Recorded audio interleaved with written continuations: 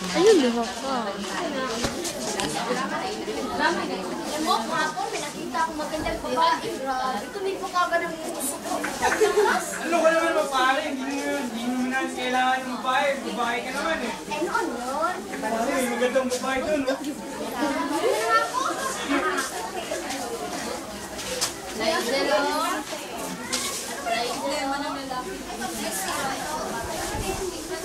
Hi, miss.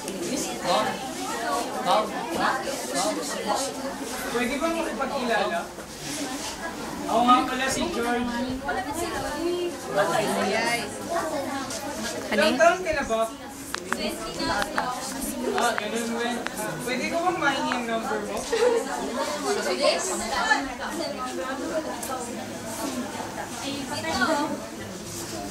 Sige, maraming salamat.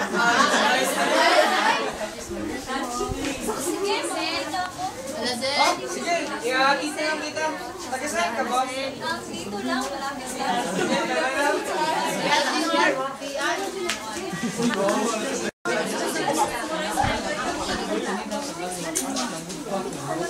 Ikaw lalaki, pwede mo nang isuot ang singsing sa iyong magiging asawa.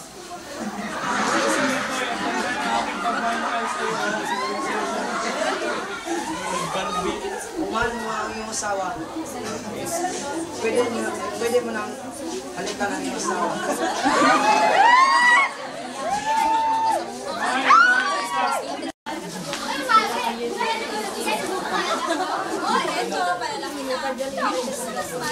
Okay lang, ito, dalaga pa rin.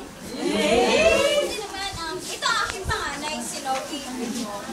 Si Georgie naman, sunod, si Christine, at ang aking bunso, si Jewel. Ang cute. Halika na, Mare. Sige, alam ba kami? Kayo magkakaroon. Ano, alis naman kayo? May pupuntahan na kami ni Mare. Sige. Lucas, nandiyan na naman si tatay. Diretsing ba ito? Walang pagkain! Diyan! Iyaw ka dito! Kulang mo ng pagkain! Nordi! Linisin niyo aking mga kalat dito. Linisin! Dito! Huwag niyong gagayahin ang nanay niyo! Nakakainis kayo! Tay, gagawin tay! George! Tama na kayo! Paano ginagawa mo? Budoy ka sila sa mga kapatid ko. Wala akong pakialam! Anak ko sila! Mga kapatid ko sila. Wala akong pake! Budoy? Budoy? Ako Budoy. Budoy, maganda. Ayun na rin mo. Tamo kayo. Ayaw ng masamang dulot ng droga at alak. Hala, Rosalie. Maraming salamat na kasi pinuntahan niyo ako dito. Kasi kasi ng problema ko eh. Alam mo, problema. Ano yung solusyon dyan? Labas mo nga daan. Sigurado. Saan tayo? Problema mo, mawawala ka agad. Sigurado ba kayong mawawala? Bakit? Sasabihin ko ba kung di epektibo sa amin? Salamat. Mawawala nyo sa aking isip ang asawa kung walang hiya at mga anak ko. Wala rin hiya. Alam mo, John?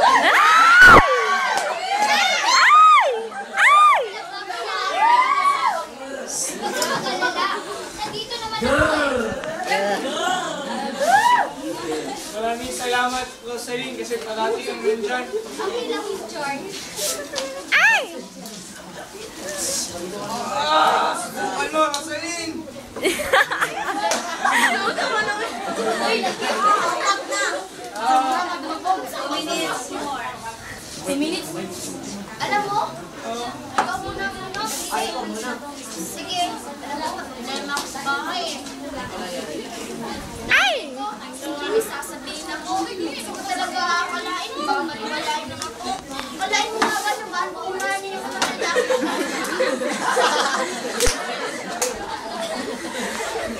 Ikaw, ano?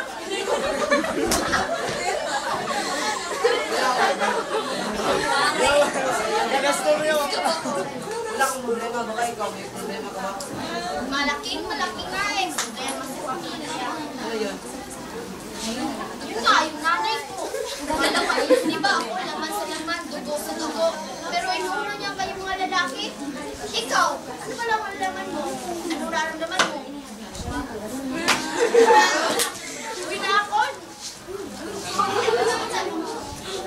Sama na ko sa'yo. Muna na ako, Mare. Pare, ikaw na bahala dyan. Okay.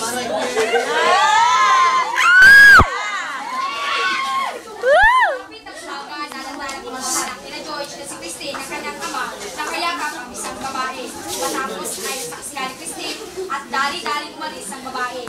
Nang magising ang kanyang ama, si Christine ay nagbanta ni George na huwag magsumbong sa kanyang ina. At si Christine mismo yung nanay ni George. At pagkakusan ay saksihan ang nangyayari ni Jewel. George, alis na ako. Kitay, sino siya? Wala, alis na ako. Kitay, sino siya? Bakit siya nandito? Huwag kang susumbong sa iyong ina! Halika dito!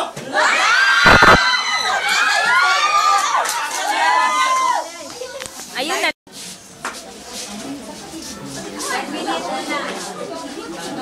Minute na lang daw eh. Dali mo.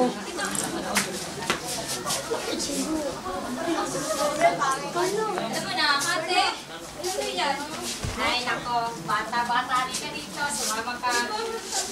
Walang kasama sa droga. Pwede siya. Ang hirap talaga magtrabaho bilang kapitana. Ay, Diyos ko! Inupitan! Ano ginagawa niyo dito? Ano niyo ako?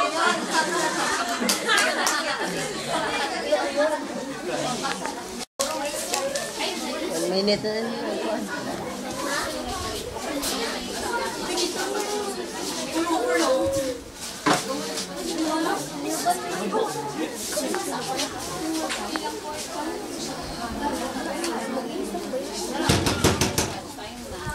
Pasok.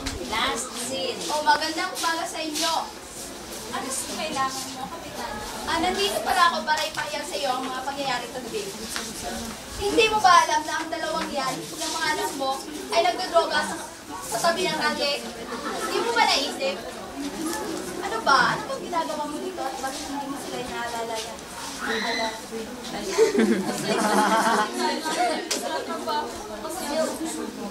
Okay. Sa susunod, pagsabihan mo sila at huwag nang ulitin ang mga dahil ito ay isang kasamang gawain na labag sa ating bangsahin. Kaya mauna lang sa inyo ha. Malagi pa. Oh, wala na ka na. Pinagsabihan ko lang yung mga anak mo. Wala. Tanong ko na natin kanila. Ikaw na bahala ka rin. Mga anak, Ikaw na bahala. mga mahal ko, nagbago na ako.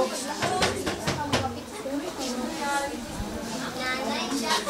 Tatay ko. Tatay ko.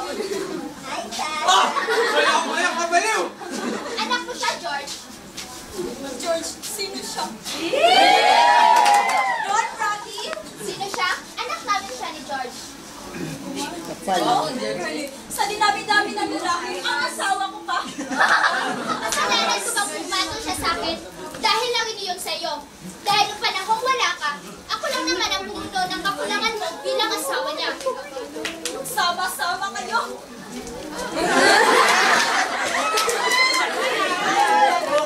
Patawarin niyo na ako sa mga kasalanan. Bigyan niyo ba ako sa pagkakataon kung ako hindi ko na uulitin. Kasi yung Christine, naway patawarin mo ako. Hindi ko sinasadya, lasing na lasing yung kasi ako.